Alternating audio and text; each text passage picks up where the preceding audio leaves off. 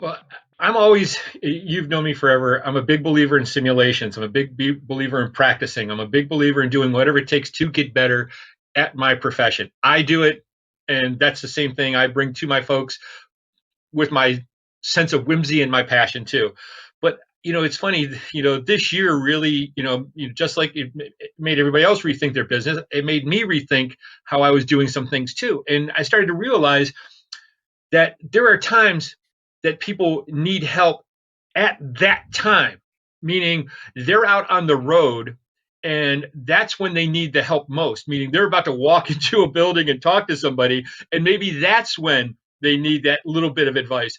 Or maybe it's when they come out of that situation and they're going to go to another customer. Maybe the first one didn't go so well and they don't want to make the same mistake twice. And that's when they need it. So I fashioned a new piece of my company, and it's called Selling Boom. And the idea is to give you access to sales coaching in those times of need. Anybody can sit there and schedule, like a psychologist.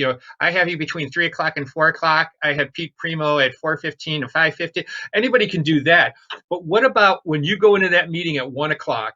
Okay, and before you go in that meeting, you want to practice for 15 minutes, or you know what maybe that potential objection is going to be, and you want somebody to bounce it off, and you want some help outside the box. Okay, sometimes it's funny. I love using that phrase outside the box. Or rephrase that. I hated using the phrase outside the box until I realized that the reason why you got to look outside the box is because we don't know what's in the box. Okay, and that's what happens a lot of times Yeah. in sales. We don't know what's going to be in the box. That's why we got to look outside. My point being is, Yeah. you've got those 15 minutes.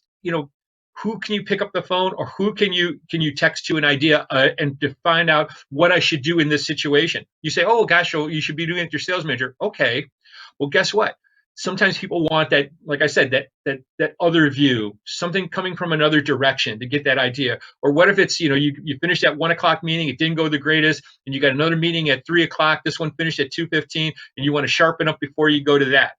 You want to have that type of response that you can have. And as we know, sales managers may not always be available, but that's what I'm doing with Selling Boom. Is I'm incorporating a on time, real time aspect for sales training, that if you need that right now responsiveness, pick up the phone, give me a call, and let's go through that for that 15 minutes and get you practiced up.